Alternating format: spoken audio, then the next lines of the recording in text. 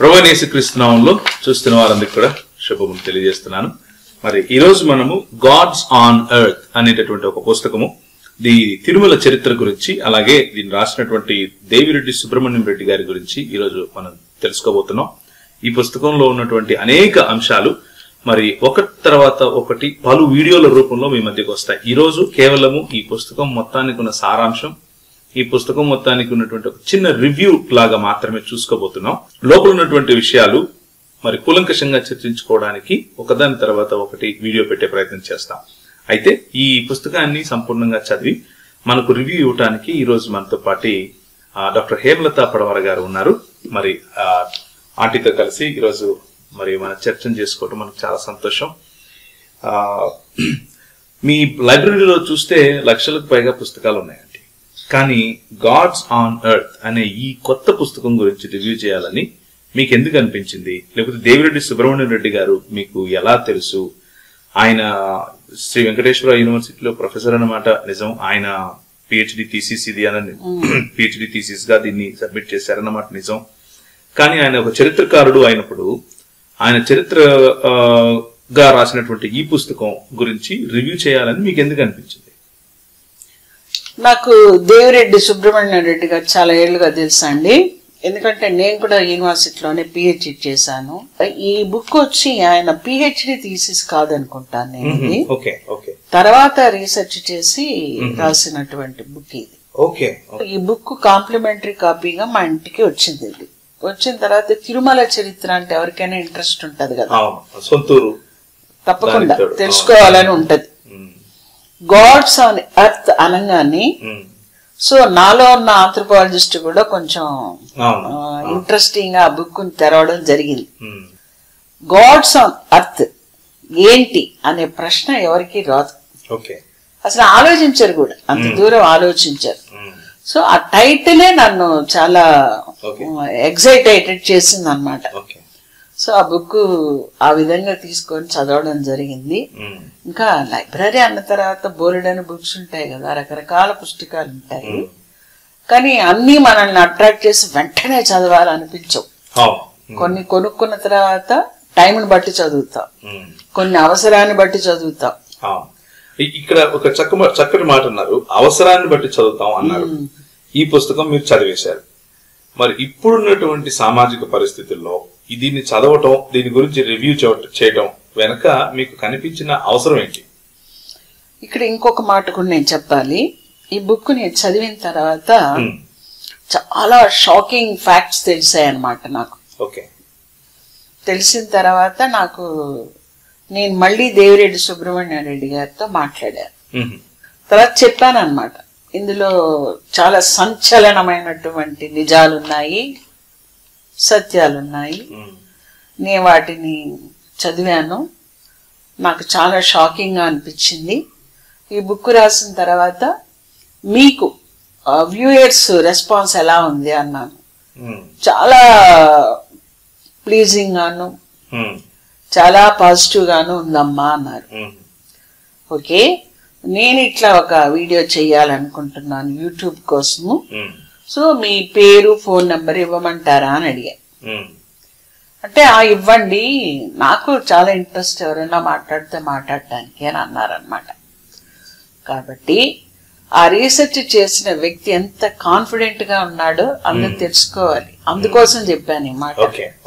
General గా అయితే నా బుక్ నేను ఎందుకు మాట్లాడటం అన్నట్టుంటారు కదా. ఇదేదో భావజాలాన్ని చెప్పడం కోసం రాసుకున్న సొంత కథ కాదు, ఇది ఫ్యాక్ట్స్ మీద బేస్ అయి రాసినటువంటి ఒక ఆర్కియలాజికల్ హిస్టరీ ఉన్నటువంటి లేదా ఆర్కియలాజికల్ డేటా తీసుకుని రాసినటువంటి హిస్టారికల్ డాక్యుమెంట్ ఇది.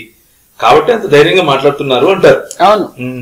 తర్వాత నేను అడిగాను అనమాట, have you published this material in any journal or have you presented this material as papers in any conference or seminar like that అని అడిగాను అనమాట.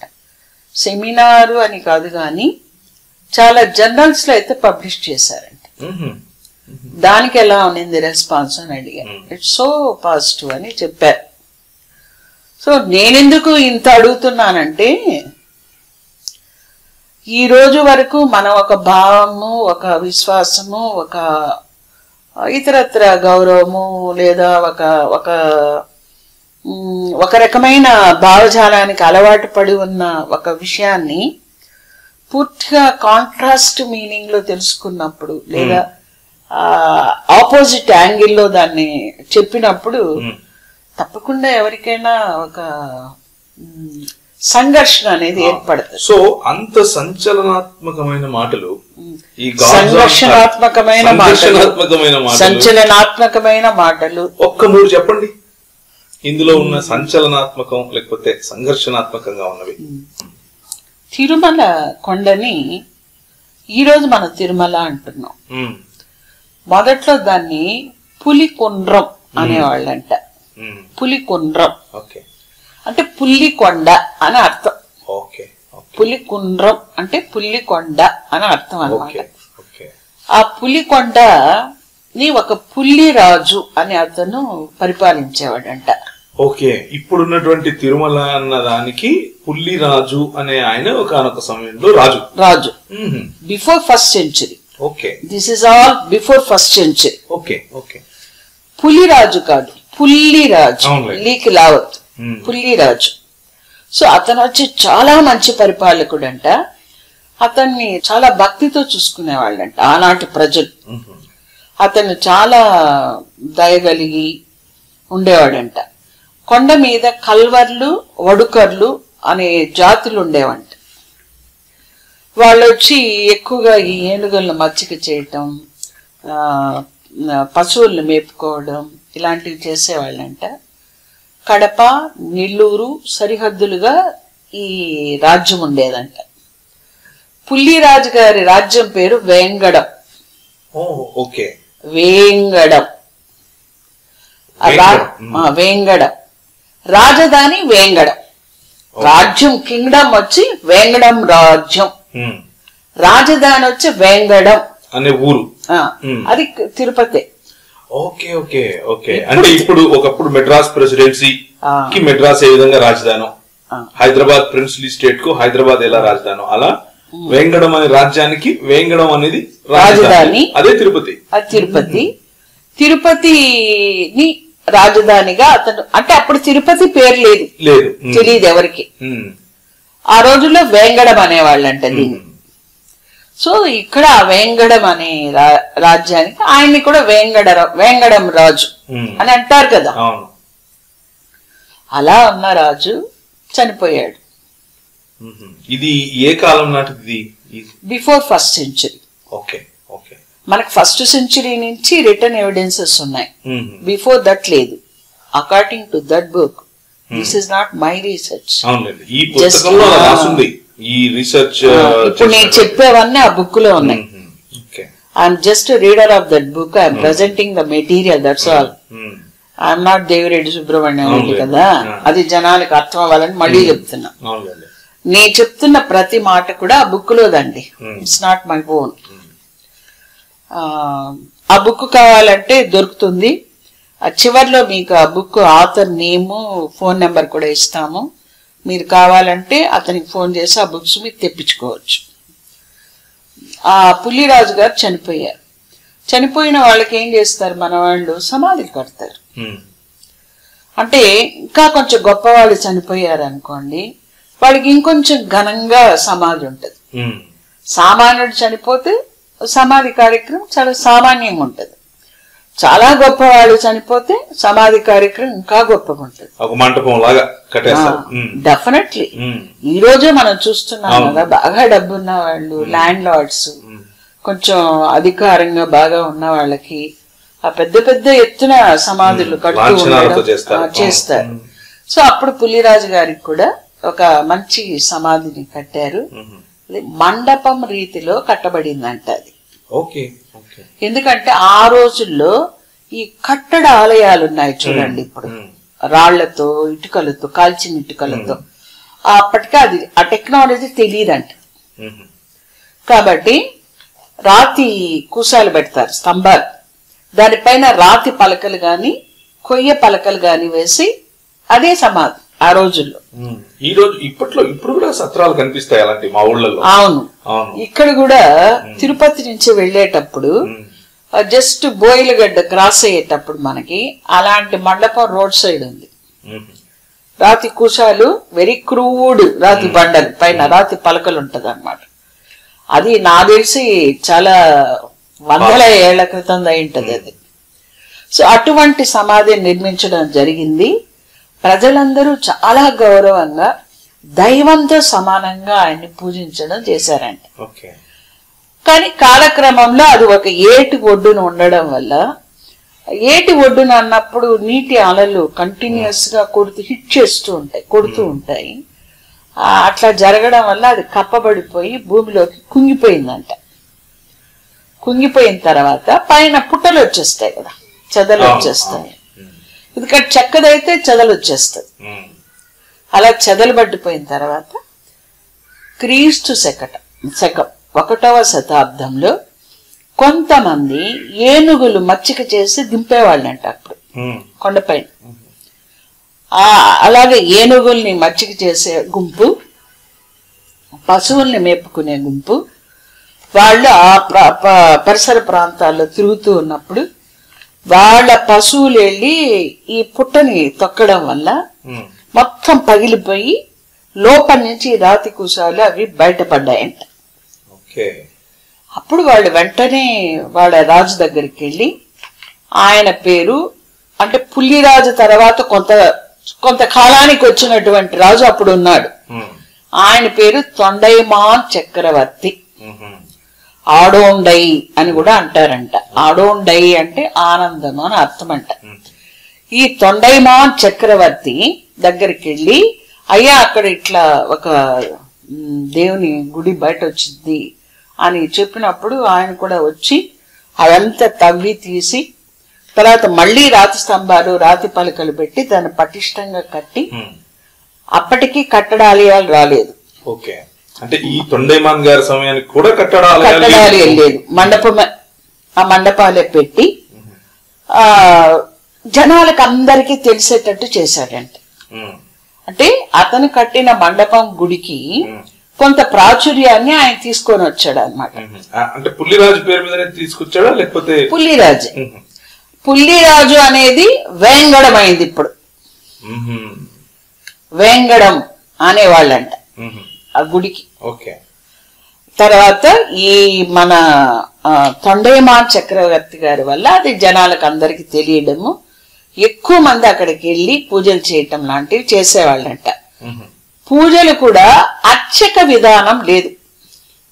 అంటే ఇప్పుడున్నటువంటి బ్రాహ్మణ అర్చక పద్ధతి ఏదైతే ఉందో అలాంటిది లేదంటున్నారా? లేదు.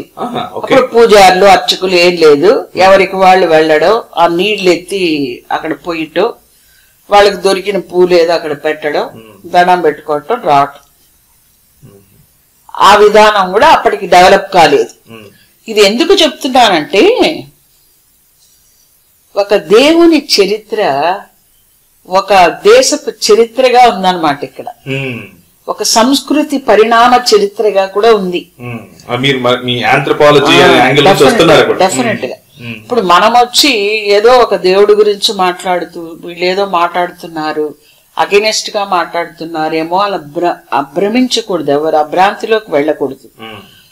ఒక చరిత్రని మన ఒక స్థల చరిత్రను చూస్తున్నా, ఒక ఆలయ చరిత్రను చూస్తున్నా, ఒక దేశ చరిత్రను చూస్తున్నా అనేకమైన విషయాలు అందులో మిళితమై ఉంటాయి. ఇంతవరకు మీరు చెప్పిన దాంట్లో సంచలనం ఏముందంటారు? అసలు వస్తుంది.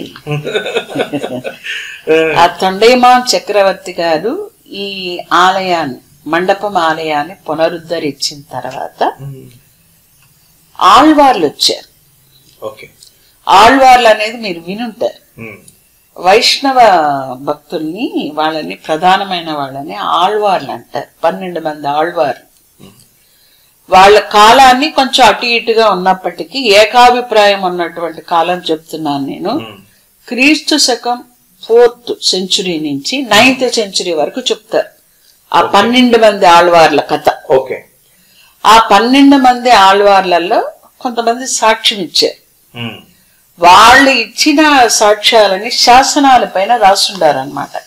ఏమంటే అది అప్పుడు కొండపైన గుడి లేదు, ఓకే, అంటే ఇప్పుడున్నటువంటి అసలు లేదు. అంటే 4వ శతాబ్దం నుంచి 9వ శతాబ్దం వరకు నివసించిన వీళ్ళు అక్కడ వీళ్ళల్లో ఒకరు ఇద్దరు ముగ్గురు ఇచ్చినటువంటి వాళ్ళ పాసురాలు, వాళ్ళు రాసిన వాటిని ఏమంటారంటే పాసురాలు అంటారు, కీర్తనలు, గీతాలు. వాటిని 4000 ప్రబంధం అంటారనమాట. అంటే 4000 పాసురాలు రాశారు వాళ్ళు. దివ్య ప్రబంధాలని కూడా అంటారు వాటిని.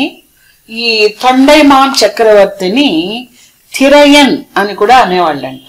థిరయన్ అని కూడా అనేవాళ్ళంట. ఇక్కడ ఆల్రెడీ ఉన్నటువంటి అక్కడ ఉన్న అవైలబిలిటీలో ఉన్న దైవ ప్రతిమనే తీసి అక్కడ పెట్టడం జరిగింది. ఏది దైవ ప్రతిమ? పుల్లిరాజు ప్రతిమ గురించి చెప్పారు మీరు ఇంతవరకు. అంటే ఇక్కడ పుల్లిరాజు ప్రతిమే దైవ ప్రతిమ అయిపోయిందని చెప్పాను కదా. పుల్లిరాజునే దైవంగా భావించి ప్రజలు ఆరాధిస్తూ ఉన్నారు. అదే సంచలనం అయితే ఇప్పుడు. అంటే ఇప్పుడు మీరు చెప్పేది ఏంటి? ఇప్పుడు తిరుమలలో ఉన్న విగ్రహం పుల్లిరాజు విగ్రహం అంటారా? అది మీరు కొంచెం ఓపికగా వినాలి. సంచలనం కావాలి ఇప్పుడు మాకు, చెప్పండి. ఆ రోజుల్లో అంటే మన తొండైమాన్ చక్రవర్తికి దొరికిన విగ్రహము ఈనాడు ఉన్న దైవ ప్రతిమ కాకపోవచ్చు అనేది కూడా ఆథర్ ఎక్స్ప్రెస్ చేస్తున్నారన్నమాట. ఎందుకంటే ఫస్ట్ లో బండల మీద కేవ్ ఆర్ట్ వినుంటారు మీరు, అప్పర్ పేలియోలిథిక్ పీరియడ్ లో. జస్ట్ ది ఎన్గ్రేవ్డ్ అన్నమాట పిక్చర్ ని.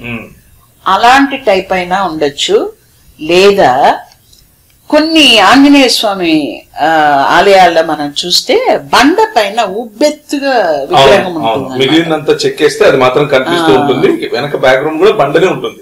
మన బుక్స్ మీద కూడా ఎంబోజింగ్ లెటర్స్ ఉంటాయి. ఆ టైప్ ఆఫ్ విగ్రహం అన్నా ఉండొచ్చు. ఇప్పటి విగ్రహం అది కాదు. ఎందుకంటే 1వ శతాబ్దానికి అటువంటి విగ్రహాలు మనకు లేవు, ఆ సాంప్రదాయం లేదు. బౌద్ధుల దగ్గర నుంచి ఆ సాంప్రదాయాన్ని మనం తీసుకోవడం జరిగింది. అంటే శిలని సెలెక్ట్ చేసుకొని గుండ్రటి శిల్పాన్ని మానవ రూపంలో చెక్కడం అనేది అప్పటికి లేదు అని ఆథరే చెప్తున్నారు ఆ బుక్ లో. ఇదంతా కూడా పేజీ నెంబరు 35, 36, 37 అలా ఉందన్నమాట. అందులో అక్కడ అప్పటికి ఆలయం లేదు, మండపమే ఉంది అనడం కోసం చెప్తున్నాను అనమాట. మామూలుగా ఆళ్వార్లలో 12 మంది ఉన్నారండి. వాళ్ళు వచ్చి పొయ్గై, భూతన్, పేయ్, తిరుమలసై అనే 4లో మొదటి 3 వచ్చి అసలు వేంగడంలో గుడి ఉన్నట్టే చెప్పలేదంట. గుడి ఉన్నట్టే వాళ్ళ పాసురాల్లో చెప్పలేదు. 4వ వ్యక్తిగా ఉన్న తిరుమలసై అనే ఆళ్వారు మాత్రము ఈ కొండ మీద గుడి ఉంది అని చెప్తూ ఆ దైవ ప్రతిమ చుట్టూ దట్టమైన అడవి ఉంది, దేవుని వద్దకు వెళ్ళడానికి చెట్లు నరికి దారి ఏర్పరచుకున్నారు, పరిండు పడుకాడు నిర్ప తమిళ భాషలో పాసురంలో ఆథర్ నోట్ చేసినటువంటిది అనమాట. ఇదంతా పేజ్ నెంబర్ 49లో ఉంది. జనం ఎవరైనా బుక్ కొనుక్కోవచ్చు, చూసుకోవచ్చు. ఇది మన ఇద్దరికి సంబంధించింది కాదు. ఈ దేవుని ప్రతిమ అందరికి అన్ని వైపుల నుంచి కనిపిస్తూ ఉందంట. అంటే ఏం అర్థం? చుట్టూ గోడలు లేవని అర్థం. అంటే మండపమే ఉంది అప్పటికి, గుడి లేదు అని చెప్పడానికి ఇవన్నీ. అలాగే కులశేఖర్ ఆళ్వార్ అని ఇంకో ఆళ్వార్, నెక్స్ట్ ఆళ్వార్, అతను తన పాసురాల్లో, తన గీతాల్లో తంబకం చెట్టు ఉంది, ఇక్కడ దైవ ప్రతిమ దగ్గర తంబకం చెట్టు ఉంది, సంపెంగ చెట్టు ఉంది అని చెప్పాడంట. చెట్టు ఉంది అంటే అర్థం ఏమి? గోడలు లేదు, ఓపెన్ ఉంది అని అర్థం. అట్లే కానీ ఎత్తైన వాకిలు ఉంది అన్నాడంట. లోపల అర్చకుడు ఎవరో పూజ చేస్తున్నారు అని పాట పాడాడు. ఎత్తైన వాకిలి అంటే తలుప? వాకిలి, తలుపు, ద్వారం ఉంది అని చెప్పాడంట. సో అప్పుడు కూడా మనకి చెట్లు ఉన్నాయి, కనిపిస్తూ ఉన్నాడు అన్ని వైపు నుంచి అంటే మండపం గుడి ఉన్నట్టే మనకు అర్థం. ఈయనతో పాటు హిందూ మతానికి చెందినటువంటి ఇలంగో అడిగల్, క్రీస్తు శకం 756 ప్రాంతంలో రచించిన శిలప్పధికారం అనే గ్రంథంలో వెంకటేశ్వర స్వామి ఇప్పుడున్న స్వామి గారి వర్ణంలో ఏమని రాశాడంటే, దైవానికి ఎండ వాన గాలి ధూళి తగులుతూ ఉన్నాయి. అంటే ఏంటి? గుడిలాగా అది లేదు. ఎప్పుడు? క్రీస్తు శకం 756వ సంవత్సరంలో రాసినటువంటిది. అంటే 8th సెంచరీ. ఎటు నుంచి చూసినా దైవాన్ని దర్శించుకోవచ్చు అని చెప్పాడంట. సో ఇప్పుడు మనం ఇళంగో అడిగల్, కులశేఖర్ ఆళ్వార్, తిరుమలసై ఆళ్వార్ వీళ్ళందరి పాసురాలు, వీళ్ళ శిలప్పధికారం గ్రంథము, వీటి ద్వారా ఏం తెలుస్తోందంటే ఇది మండపము గుడి. మండపం కట్టడంతో అది కట్టబడింది మొట్టమొదట అనేది ఆతర బుక్ లో రాస్తున్నారు. సో ఇప్పుడు కొండ మీద ఒక గుడి అనేది ఉనింది. ఏది? 7th సెంచురీ వరకు ఒక గుడి ఉనింది. 8th సెంచురీ వరకు కూడా ఒక గుడి ఉనింది. అదైతే ఇప్పుడున్న గుడి లాంటిదైతే కాదు. ఆ పేర్లు కూడా అప్పుడు ఈ పేరు లేదు దానికి. ఏ పేరు? ఇప్పుడు మనం చెప్పుకుంటూ ఉన్నటువంటి తిరుపతి, తిరుమల, తర్వాత ఈ పేర్లు లేవు. మరి ఉన్న పేర్లు ఏంటంటే అది చెప్తాను మీకు. 1వ శతాబ్ది ప్రాంతంలో మా ఊరిని ఏమనేవాళ్ళు అంటే పులికుండ్రం అనేవాళ్ళు. తిరుపతిని 1-3 శతాబ్దాల మధ్య కాలంలో వేంగడం అన్నారనమాట. పులికుండ్రమే వేంగడం అయింది. వేంగడమో పులికుండ్రం అంతా ఒకటి. అంటే 1వ శతాబ్దంలో కూడా వేంగడం అంటున్నారు. ఇది ఎక్కడి నుంచి ఆతరు దీనికి సపోర్టివ్ మెటీరియల్ ఎక్కడి నుంచి సేకరించారంటే ప్రాచీన తమిళ సాహిత్య సంగమ యుగా నుంచి ఆ మాట చెప్తూ ఉన్నట్టుగా తమిళ సాహిత్యంలో నుంచి ఈయన సేకరించారు దేవిరెడ్డి సుబ్రహ్మణ్య రెడ్డి గారు. తర్వాత క్రీస్తు శకం 1013వ సంవత్సరం ప్రాంతం నుంచి తిరుమల అని అనడం మొదలుపెట్టారంట. 1013 అంటే 11th సెంచురీ నుంచి. అలాగే క్రీస్తు శకం 1234, 1235 ఆ ప్రాంతంలో తిరుపతి అన్న పదం మొదట పుట్టింది. అప్పటి వరకు తిరుపతి అన్న పదం ఎవరికి తెలియదు. ప్రాచీన పేరు వాంగడం మాత్రం రికార్డ్స్ లో క్రీస్తు శకం 1544 అంటే 16th సెంచురీ ఫస్ట్ హాఫ్ వరకు అది వాడుకలో ఉన్నిందంట. తర్వాత పూర్తిగా ఆపేశారు. సో ఇప్పుడు తిరుమల, తిరుపతి అనేవి జస్ట్ తిరుమల అన్న పదము 11th సెంచురీలో, తిరుపతి అన్న పదము 13th సెంచురీలో పుట్టాయి అనేది మనకు అర్థమైంది. కాబట్టి మనం ఇప్పుడు మాట్లాడుకునేది వేంగడానికి సంబంధించింది అనాలి. వేంగడం మెల్లగా తిరుమల, తిరుపతి అవుతుంది. అంటే ఇప్పుడు మనం మాట్లాడుకునేవన్నీ కూడా వేంగడానికి సంబంధించింది, పులికొండ్రంకి సంబంధించిన మాటలని మనం చెప్పుకోవాలి. ఆ రోజుల్లో దట్టమైన అడవి, ఆ రాళ్ల మధ్యలో నుంచి మహా అయితే ఈ పశువులు మేపే వాళ్ళు వెళ్ళే కాలిదార ఉండొచ్చు, మన పొలాల్లో ఉంటుంది చూడండి కాలిబాట, అలాంటి బాట ఉండొచ్చు, అంతకు మించి లేదు. కాబట్టి వెళ్ళేవాళ్ళు చాలా కష్టపడి వెళ్ళేవాళ్ళంట అక్కడికి. ఈ సామాన్యులు వెళ్లే పరిస్థితులు లేవు. వీళ్ళ కోసము తిరుచానూరులో మీరు వినుంటారనుకుంటా, ఆ తిరుచానూరుని ఆ రోజుల్లో తిరుచుకొనూరు అనేవాళ్ళంట. తిరుచుకొనూరు అనేవాళ్ళంట. ఇప్పుడు తిరుచానూరు అంటున్నాం దాన్ని. దానికని ఏం చేశారంటే ఇక్కడ తిరుచానూరు ప్రాంతంలో ఒక ఆలయాన్ని కట్టారంట. ఆలయాన్ని కట్టి అది తొలి కట్టడాలయం అంట. ఇప్పుడుండే ఆలయం కాదు, ఒక ఆలయం కట్టారు. ఆ గుడిని తిరువిలన్ కోయిల్ అనేవాళ్ళంట. కోయిల్ అనేవాళ్ళ. కోయిల్ అంటే గుడి కదా తమిళ్లో.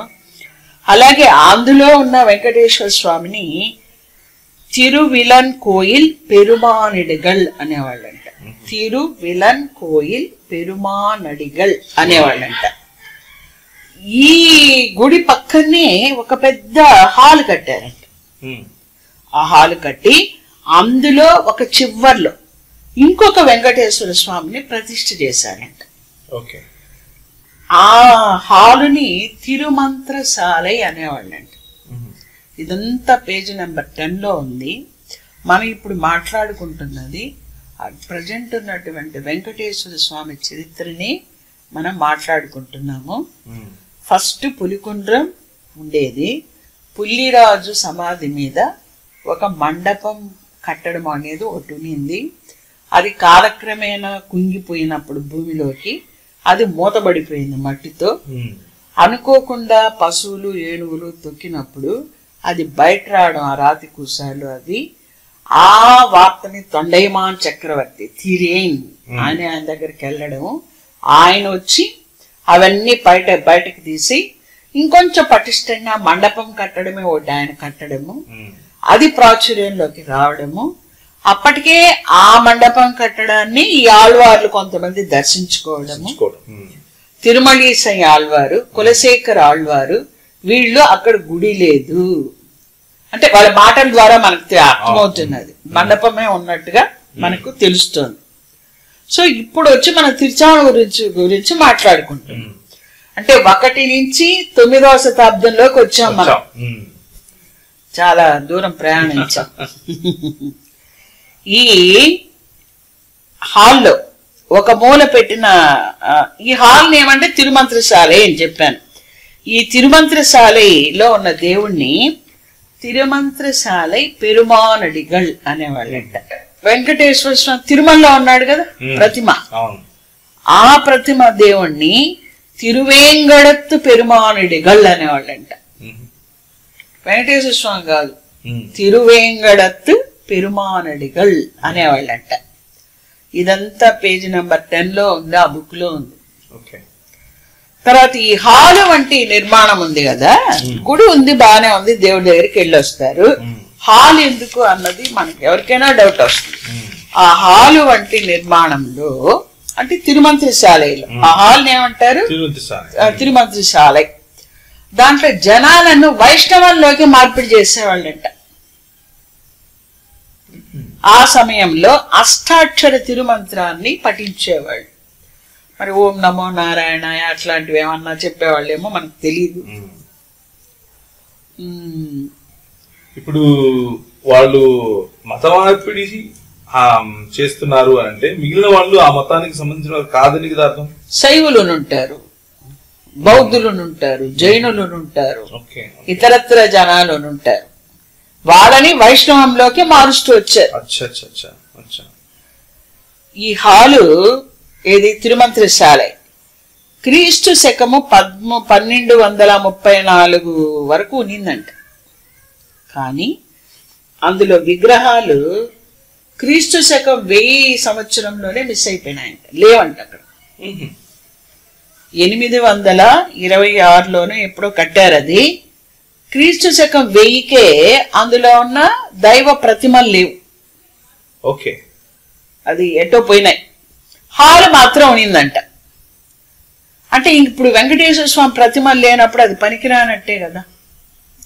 దీనికి ఆయన ఇచ్చిన ఎవిడెన్స్ ఏంటంటే క్రీస్తు శకం 1000 తర్వాత తిరుచానూరు ఆలయాలకి దానాలు ఇచ్చిన శాసనాలు ఎక్కడా లభించలేదు. కాబట్టి ఆలయాలు నిరుపయోగకరంగా ఉండిపోయినాయి అని చెప్తారు. అవి అంటే పూజలు అవి జరుగుతున్నట్టు లేవు అని. తర్వాత ఆ దైవ ప్రతిమల్ని 1399లో కొండకి తీసుకొచ్చారండి. పోయినవి ఎలా వచ్చాయి? ఎక్కడో పెట్టుకుంటారు, ఇక్కడి తీసేసి. అంటే అప్పట్లో కొంచెం ఇదేమన్నా ఇతర దాడులు ఏమన్నా జరిగి ఎత్తుకుపోతారు అనుకున్నారు. మరి ఏంటో మరి అక్కడి నుంచి వాటిని కాపాడడం కొరకు తీసేసినట్టున్నారు. లేకపోతే శైవులకి వైష్ణవులకి గొడవలు అయి తీసేసారో మనకు తెలియదు కదా. ఆ రీజన్ ఇవ్వలేదు ఆయన. తీసుకొచ్చి అదే ఇప్పుడు తిరుమలలో ఉన్నటువంటి కొలువు శ్రీనివాసుడు మలయప్ప ఈ డైటీస్ కి గాడ్ గాడెస్ ఆ విగ్రహాలు అన్ని పోయినాయి. అన్ని తిరుమలకు వచ్చి 1399లో చేరిందంట. ఓకే, 1399లో ఈ విగ్రహాలు తిరిగి ఇక్కడికి వచ్చాయి. తిరుచానూరులో ఉన్న విగ్రహాలు అక్కడికి పోయి చేరాయి. ఇప్పుడు మనం 1399 వరకు వచ్చాం. తర్వాత ఆ తర్వాత కొన్ని అంటే గుడి అంటూ ఏర్పడిన తర్వాత అర్చకులు పూజ చేసే విధానాన్ని మళ్ళా ఏర్పరచుకున్నారు. ఇది 10వ శతాబ్దిలో మారీచి సంహిత ఆధారిత ఆగమ సూత్రాలు, ఇప్పుడున్న ఆగమ శాస్త్రం కాదు, మారీచి సంహిత ఆధార ఆగమ సూత్రాలని ఆ రోజుల్లో అలవందర్, అతని పేరు యమున ముని అని కూడా అంటారంట. ఆయన ఆ నాదముని అనే ఒక ఏమనాలి గురువు, ఆయన ముని మానవుడు యమున ముని అంట. 918 1038లో ఈయన ఆగమ సూత్రాలను రూపొందించే వరకు ఈయన రూపొందించాడు. అది రూపొందించే వరకు ఎవరికి తోచిన రీతిలో వాళ్ళు పూజించుకునేవాళ్ళ. యాదవరాజుల కాలంలో గట్టి దేవ యాదవరాయలు అని అంటే ఆయన పేరు విక్రమ చోళుడు అని కూడా అంటారంట. తర్వాత 2వ కులోత్తంగ ఇద్దరు, ఆయనేమో 12th century, ఈయన కూడా 12th century. ఈ చోళ చక్రవర్తులు వీళ్ళిద్దరు కూడా విక్రమ చోళ, 2వ కులోత్తంగ చోళ చక్రవర్తులు. ఆయనేమో గట్టి దేవ యాదవరాయలేమో యాదవరాజు. వీళ్ళు తిరుమలలో ఉండేటువంటి పూజాధికార విషయాలు అస్తవ్యస్తంగా ఉన్నాయి. ఇందాక మీరు కూడా అడిగారు, ఒక పూజ ఉంది కదా మళ్ళీ ఎందుకు దాన్ని మార్చడం, ఎందుకు ఈ మారీచి సంహిత ఆధారిత ఆగమ సూత్రాలు ఎందుకు డెవలప్ చేయటము, జనాలందరినీ మళ్ళీ మార్చడం, ఇవన్నీ ప్రాబ్లం కదా అని మీరు అన్నారు కదా. అది ఇక్కడ జరుగుతుంది అన్నమాట. ఈ పరిసర గ్రామాల జనాన్ని కోరడంతో వెళ్ళి రాజు దగ్గర వీళ్ళు కోరారు. ఏమని, అయ్యా తిరుమల అంతా అస్తవ్యస్తంగా ఉంది, సరిగా లేదు, దీన్ని కొంచెం సరిచేయండి, క్రమ పద్ధతిలో తీసుకురండి అని చెప్తే ఈయన యాదవరాయలు, ఈయన గట్టి దేవ యాదవరాయలు రామానుజాచార్యులు గారిని పిలిపించారంట. పిలిపించి ఆయనకి ఇది అప్పగించారు, తిరుమల ఆలయాన్ని. తర్వాత ఈ రామానుజాచార్యులు ఆయన ఏమనుకున్నాడంటే బ్రాహ్మణులకి ఇక్కడ నివాస ప్రాంతాలుగా కానీ ఉంటే వీళ్ళు గుళ్ళకి వెళ్ళడం పూజలు చేయటం అంతా బాగా జరుగుతుంది, అది చేయనంత కాలం మనం ఏమీ చేయలేమని చెప్పి ఆయన కొండ మీద తను ఏం చేశాడంటే ఆ పూజలు ఇవన్నీ కూడా అదే యమున ముని వీళ్ళందరూ ఉన్నారు కదా, ఇవన్నీ వీళ్ళందరినీ అక్కడ బాగా అన్ని సరిచేసి 1130 అంటే 12th century ఫిబ్రవరి 24వ తేదీ తిరుపతిని ఏర్పరచటానికి ప్రారంభ పూజ చేశాడంట. అంటే తిరుపతి బర్త్డే వచ్చి 24th ఫిబ్రవరి 1130గా మనం చెప్పారు. 1వ రాజేంద్ర చోళుడు అంటే చోళుల పరిపాలనలో ఆ పరిపాలనా కాలంలో 7వ రోజు అని ఇచ్చాడు. మరి హౌ దే డిసైడెడ్ దట్ అనేది నాకు తెలీదు, ఆతర్ చెప్పారు. క్రీస్తు శకం 1013వ సంవత్సరంలో రాసినటువంటి ఒక శాసనంలో తిరుమల అనే పేరుని మొట్టమొదటిసారిగా వేంగడం అనే పేరుకి ప్రత్యామ్నాయంగా వాడారంట.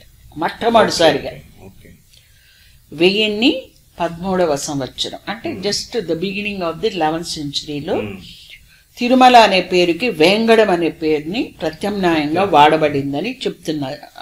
బుక్ లోంచి తీసిందే కదా మనం మాట్లాడుతున్నది. అలాగే క్రీస్తు శకం 1544 వరకు వేంగడం అనే పేరుని శాసనాల్లో వాడేవాళ్ళంట. తిరుమల అనే పేరు వచ్చినప్పటికీ ఆ తర్వాత ఒక 300-400 సంవత్సరాల వరకు ఈ వేంగడం అనే పేరు ప్రముఖంగా ప్రాచుర్యంలో ఉనింది. తర్వాత మన దేశానికి వచ్చిన తొలి యూరోపియన్లు ముఖ్యంగా పోర్చుగీస్ ఫస్ట్ వచ్చింది వాళ్ళే కదా, వాళ్ళు తిరుమల తిరుపతి అని ఫస్ట్ వాళ్ళు వాడారు. తిరుమల తిరుపతి అనే పదాన్ని తూర్పున ఉన్న రోమ్ అనేవాళ్ళు అంటే దీన్ని తిరుపతిని అట్లా వాళ్ళు పిలిచేవాళ్ళు అంటే తిరుమలని. సో ఇంతవరకు అది తిరుపతి ఎలా ఏర్పడింది.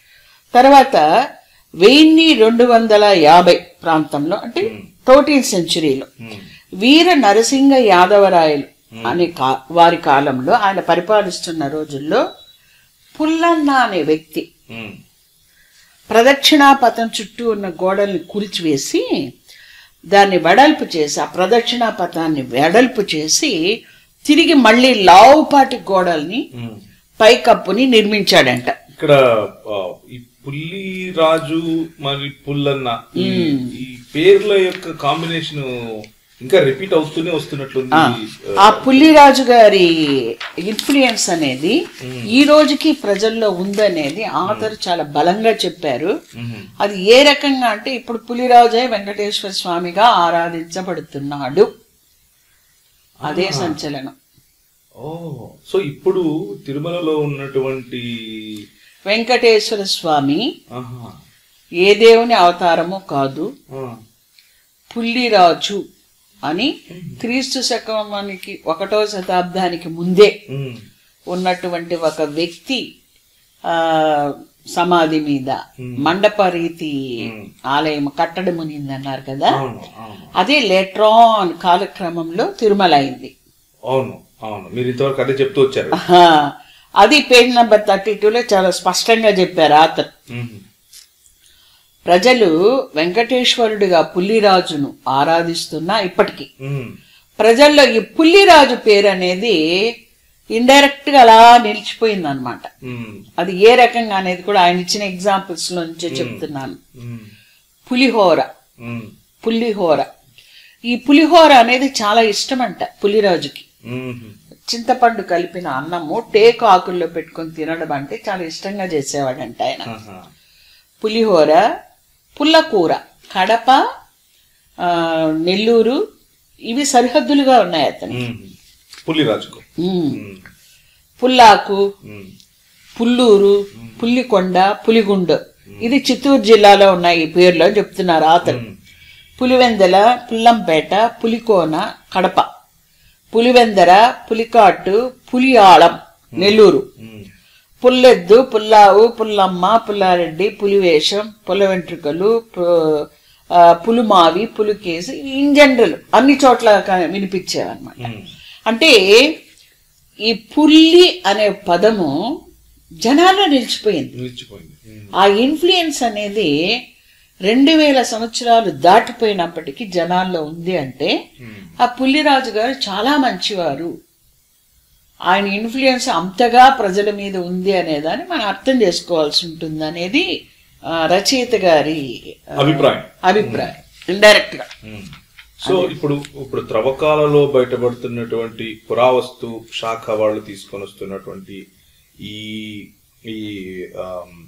ఏవైతే శిలాఫలకాల నుండి, శిలా శాసనాల నుండి, తామ్రపత్రాల నుండి వీటన్నిటి బట్టి రుజువయ్యేది ఏమిటి అని అంటే ఒకానొక సమయంలో పుల్లిరాజు అనే వ్యక్తి యొక్క గౌరవమే రాను రాను రాను రాను వివిధ రాజులు దాన్ని ప్రోత్సహించడం ద్వారా ముఖ్యంగా మీరు ఇద్దరు ముగ్గురు పేర్లు తీసుకున్నారు. తొండైమాన్ చక్రవర్తి, తొండైమాన్ గారు, తర్వాత పల్లవులు, చోళులు, చాళుక్యులు, తర్వాత చివరికి యాదవ రాజులు, విజయనగర రాజులు. వీరి ద్వారా మెల్లిమెల్లిగా వెంకటం పోయి వెంకటేశం అయింది అన్నది మీ అభిప్రాయం, అంటే ఆథర్ అభిప్రాయం. అవునవును, మన ఇద్దరు అభిప్రాయం కాదు.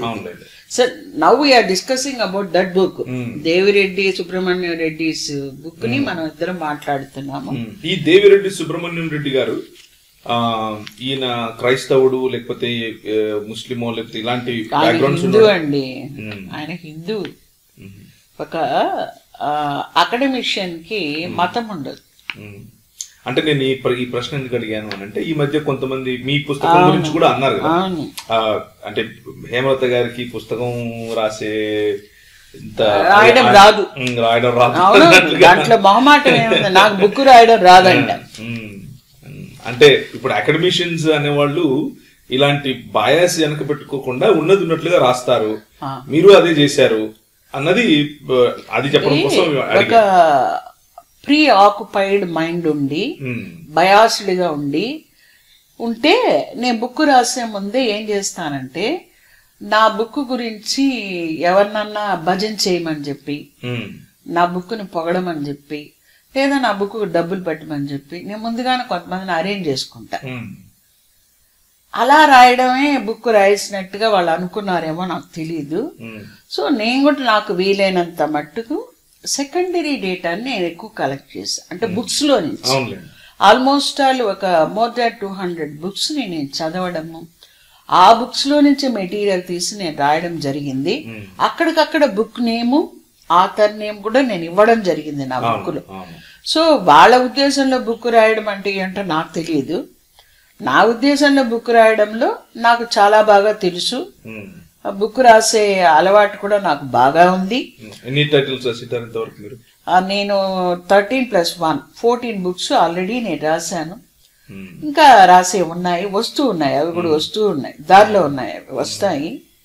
సో బుక్కి రేట్ ఏం పెట్టాలనేది కూడా ఇంకా మీదట ఎవరన్నా అడిగి పెట్టాలేమో తెలియదు. ఇప్పటిదాకా ఆఖరికి ఆ స్వేచ్ఛ ఉంటుందని నేను అనుకున్నాను. తర్వాత ఇక్కడ ఈ పుల్లిరాజుకు సంబంధించిన ఇంకొక ఎవిడెన్స్, జనాలందరికీ తెలిసిన ఎవిడెన్స్ చెప్తున్నాను ఇప్పుడు. అదేంటంటే కొండ మీద ఇప్పటికి కూడా వెంకటేశ్వర స్వామిని, అది ఆ సమయం అది నాకు గుర్తులేదు కానీ, విగ్రహాన్ని తీసుకొని గుడి దాటి కొంత దూరం వెళ్తారనమాట. మోస్ట్లీ గోగర్భం వరకు తీసుకెళ్తారనుకుంటా. అక్కడ విల్లంబులు ధరించి పార్వేట అనే వేట ఉత్సవం చేస్తారు ఇప్పటికీ.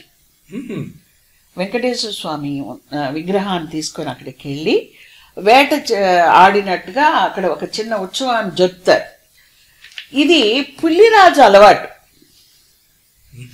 పుల్లిరాజు క్రీస్తు శకం 1వ శతాబ్దం ముందు నివసించి ఉన్నటువంటి పుల్లిరాజుకి విల్లంబులు ధరించి ఆయన రాజ్యమైనటువంటి వేంగడంలో వేటకెళ్ళే అలవాటు ఆయనకు ఉందంట.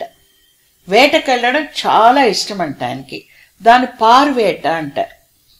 ఆ పార్వేటని ఇప్పటికీ ఒక ఉత్సవంగా పైన జరుపుతున్నారు. ఇప్పుడు ఒకవేళ దేవుడే అనుకుంటే ఆయన వేటకెళ్ళడం చేయడు కదా కొండపైన. కానీ దానికి పురాణాలు అవన్నీ రాశారు కదా, దాని గురించి కూడా మన ఆథర్ చెప్పారు. దాన్ని కూడా నేను చెప్తాను. ఇది ముందు ఇది చూసేద్దాము. తర్వాత శిల్పాలు. ఇప్పుడున్నటువంటి దైవ ప్రతిమ క్రీస్తు శతాబ్దం క్రీస్తు శకం 1వ శతాబ్దంలో ఏదైతే తొండయమాన్ చక్రవర్తి పెట్టాడో ఇది అది కాదు అనే దాన్ని ఆతరు నొక్కి వక్కాణిస్తున్నారు. అది ఎలాగో చూద్దాం.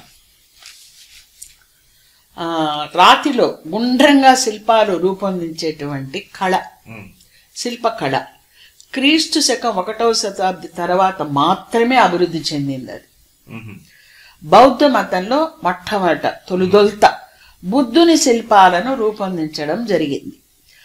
ఆ తర్వాతనే హైందవం వంటి మతాలలో అలాంటి గుండ్రటి శిల్పాలు రూపొందించటం ఆరంభమైంది. కాబట్టి మనం చూస్తున్న వెంకటేశుని శిల్పము 1వ శతాబ్ది ముందుదైతే కాదు, ఆ తర్వాత కాలానిదే అని ఇది కూడా ఆతరే చెప్పాడు. లక్షల కోట్ల సంవత్సరాల నుంచి. Page number 36. నీ పేజ్ నెంబర్స్ కూడా ఇస్తూ వస్తున్నా. పార్వేట గురించి కూడా ఆ బుక్ లో పేజ్ నెంబర్ 31 అండ్ 32లో ఉంది. ఈ లక్షల సంవత్సరాలు అనే దాన్ని చెప్పే ప్రతి ఒక్కరు కూడా కాస్త పరిశీలించుకోవాల్సిన అవసరం ఉంది. మానవుని పుట్టుకే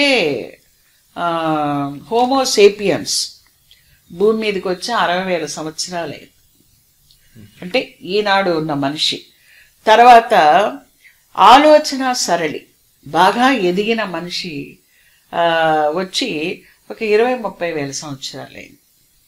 సో ఇంకా లక్షల సంవత్సరాల క్రితం ఏమునింది, ఎందుకునింది అన్నది చెప్తున్న వ్యక్తులు మనకు వివరించాల్సి ఉంటుంది.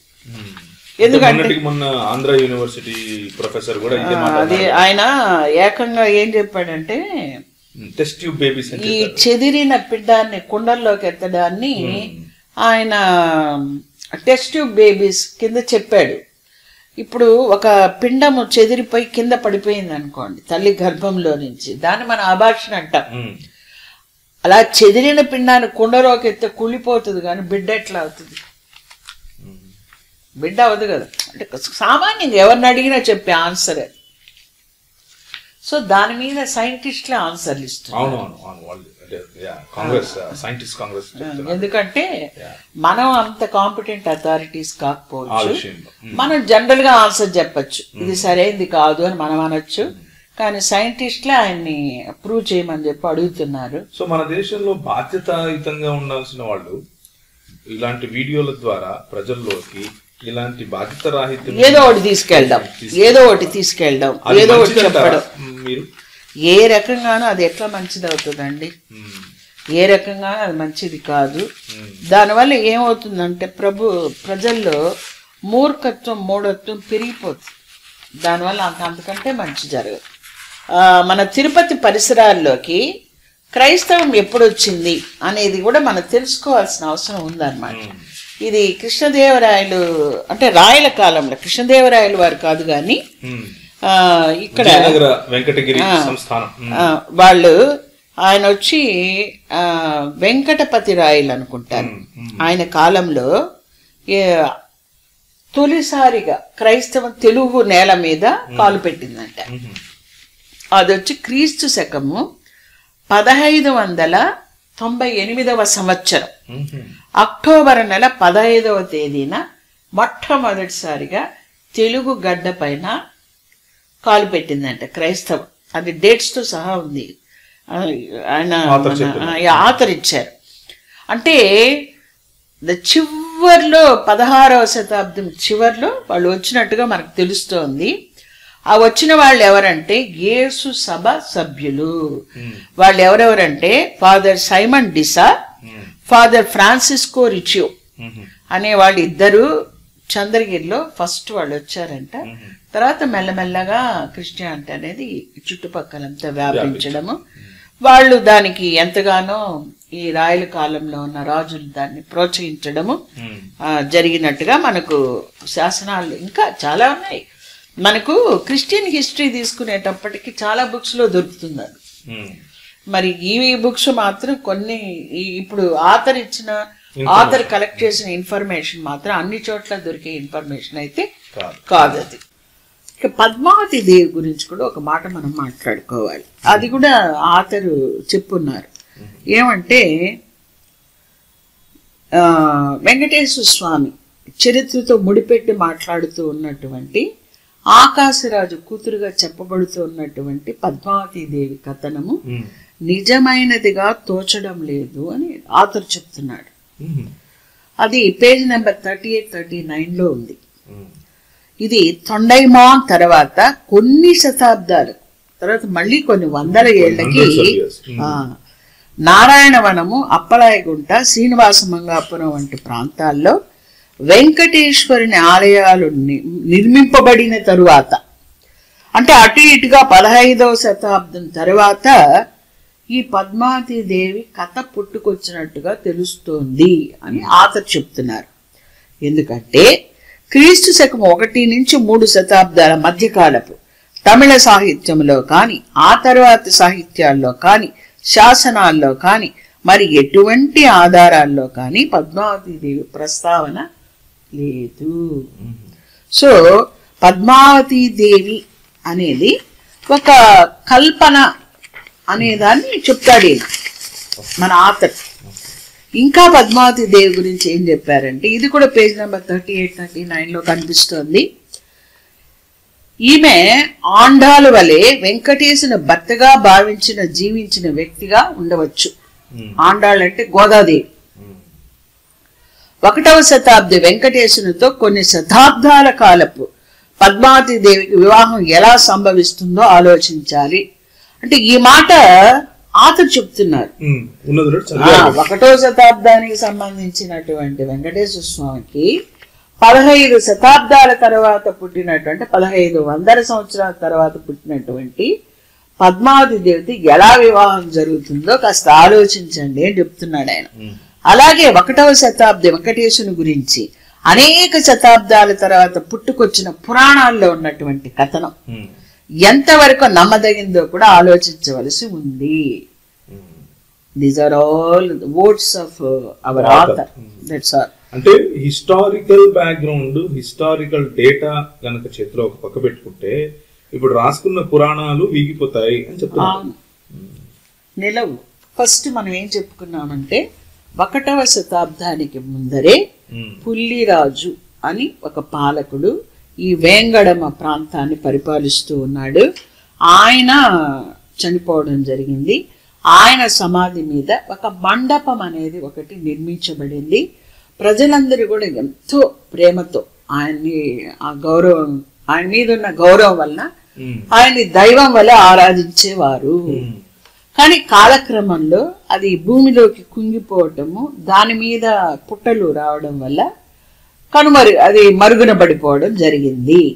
తర్వాత ఏనుగులు మచ్చిక చేసేవాళ్ళు, ఈ పశువుల కాపర్లు ఒకరోజు ఆ పశువులు ఇవన్నీ తొక్కడం వల్ల ఆ పుట్ట పగిలి మట్టి చెదిరిపోయి ఆ కనిపిస్తూ ఉన్నటువంటి ఆ మండపం యొక్క శిథిలాలను చూచి వాళ్ళు తొండైమా అంటే ఆ కాలంలో పరిపాలిస్తూ ఉన్నటువంటి, ఆ కాలం ఏదంటే క్రీస్తు శకం 1వ శతాబ్దం, తొండైమాన్ దగ్గరికి వెళ్ళి, చక్రవర్తి దగ్గరికి వెళ్ళి ఇలా అక్కడ ఒక దైవాన్ని మేము చూసాము, ఒక ఆలయాన్ని చూసామని చెప్పడము. ఆయన అక్కడికి వచ్చి అవన్నీ తవ్వించి తీసి ఒక మంచి మండపం కట్టడమే. అప్పటికి కట్టడాలయాలు రాలేదు, ఏర్పరచడం జరిగింది. కానీ అక్కడికి సామాన్యులు వెళ్ళడం అనేది చాలా కష్టంగా ఉండేది. మా తాత ముత్తాతల కాలంలో కూడా వాళ్ళు కూడా చెప్పేవాళ్ళు, డోలీలు కట్టుకొని పోయేవాళ్ళంట.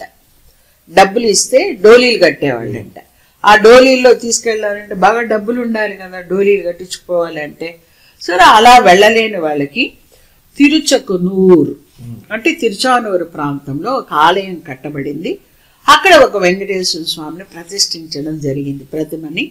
దాని పక్కనే ఒక హాల్ కట్టడం జరిగింది. ఆ హాలుని తిరుమంత్రశాలై అంటారంట.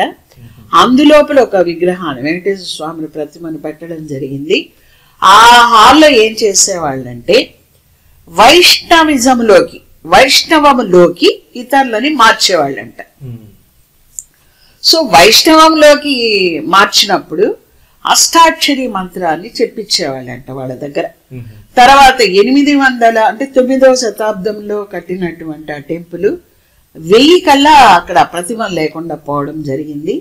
కాలక్రమేణా ఆ ప్రతిమలు వచ్చి తిరుమల చేరడం జరిగింది.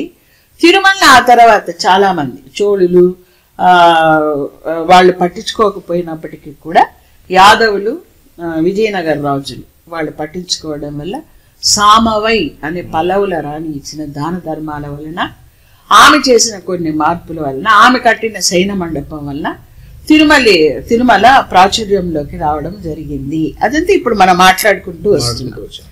ఇది ఒక స్టెప్. సెకండ్ స్టెప్, ఎవరు ప్రాచుర్యంలోకి తీసుకొచ్చారు? ఇప్పటి వరకు మనం ఏం మాట్లాడుకున్నాం? సామవై వరకు వచ్చాం మనం. ఇప్పుడు క్రీస్తు శతాబ్దం 4-9 శతాబ్దాల మధ్యలో 12 మంది ఆళ్వార్లు అనేవాళ్ళు వచ్చారు. వీళ్ళు గొప్ప వైష్ణవ భక్తులు.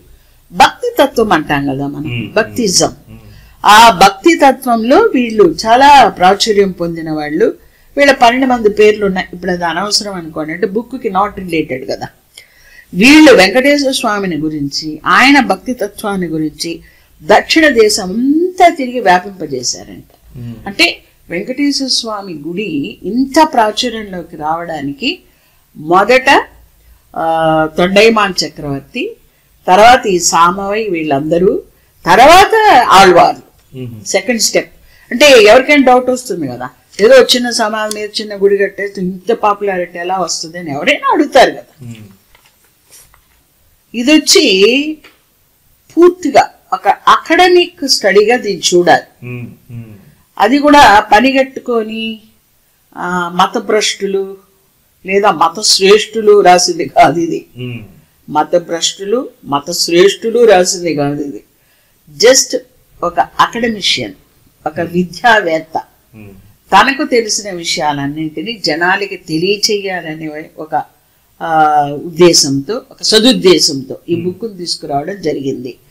జనాలని మూర్ఖత్వం వైపు నడపాలి, సంపాదించాలి, దండుకోవాలి, బాగుపడాలి అనే గుంపు ఎప్పుడూ ఉంటుంది. అలాగే ఏది ఏమైనా సరే సత్యాన్ని ప్రజలకు తెలియచేయాలనే గుంపు కూడా ఒకటి ఉంటుంది. దానికి ఉదాహరణగా మనం దేవిరెడ్డి సుబ్రహ్మణ్యం రెడ్డి గారిని చెప్పచ్చు. ఈ 1000 సంవత్సరాలుగా తిరుపతి ఎలా ఏర్పడింది, తిరుమల ఎలా వచ్చింది, వెంకటేశ్వర స్వామి ఎలా వచ్చాడు, ఈ ఆవిర్భావం ఎలా జరిగింది, ఈ 1000 సంవత్సరాల పరిణామ క్రమంలో ఇవన్నీ ఎలా ఏర్పడ్డాయి, ఎలా ప్రాచుర్యంలోకి వచ్చాయి అని జనానికి తెలియజేస్తున్నాడు. ఆయన ఉద్దేశము అదే, మన ఉద్దేశము అదే. చాలా సంతోషం.